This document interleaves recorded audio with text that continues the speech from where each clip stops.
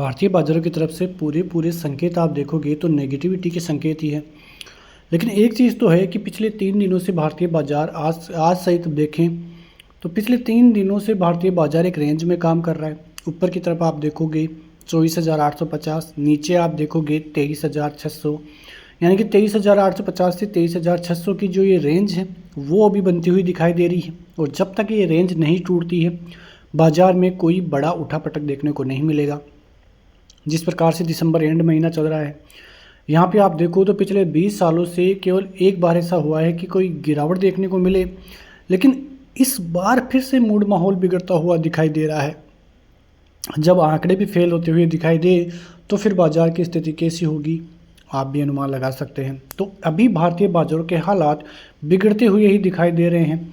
Range यदि नीचे की तरफ टूटती है, 23,500 के लेवल भी टूट जाते हैं तो आपको 23,350, 23,200, 23,000 के लेवल देखने को मिलेंगे। और यदि वो लेवल आ जाते हैं तो फिर नीचे की तरफ भी बाज़ार जा सकता है, लेकिन ऊपर की तरफ बाज़ार 23,850 के ऊपर सस्टेन करेगा तो 24,000 के लेवल और 24,200 तक बाज़ार जा सकता है। और यदि वहाँ पे सस्टेन करेगा तो फिर बाज़ार में रिबाउंड के संकेत देखने को मिलेंगे। फिलहाल भारतीय बाज़ार एक सपोर्ट जोन बनाता हुआ दिखाई दे रहा है, कंसोलिडेशन का मूड माहौल बनाता हुआ दिखाई दे रहा है। बैंक निफ्टी की तरफ से भी बात करोगे 51,200 की इस तरह आपको देखने को मिलेंगे। 51,000 टूटता है तो 50,800 और 50,600 तक के लेवल्स भी देखने को मिल सकते हैं। ऊपर की तरफ 51,600 के लेवल जब तक पार नहीं होते बैंक निफ्टी में कोई ज़्यादा बड़ी रिकवरी देखने को नहीं मिलेगी।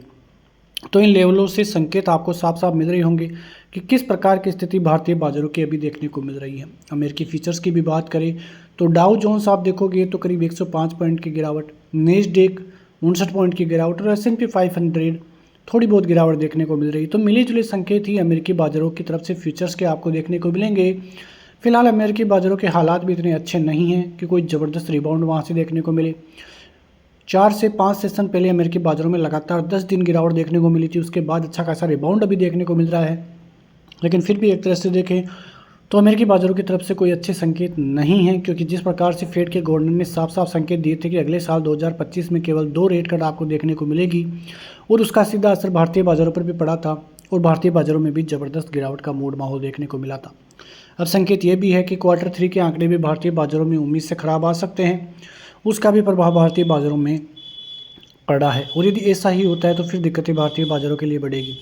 फिलहाल अभी आप देखोगे तो भारतीय बाज़ारों की तरफ से जो जीडीपी ग्रोथ का रेशियो है, यानी कि जो जीडीपी ग्रोथ स्टोरी है वो भी डाउन साइड जाती हुई दिखाई देती, तो उसका भी इम्पैक्ट भारतीय बाज़ारों पर सीधा सीधा आता हुआ दिखाई दिया। तब देखना ये होगा कि भारतीय बाज़ार कहाँ पर जाके सपोर्ट लेते हैं। यदि 22,000 के नीचे मतलब 22,500 22,000 की रेंज में बाज़ार आ जाता है तो वो एक जोन होगा जहाँ पे ज़बरदस्त बाइंग आप कर सकते हैं।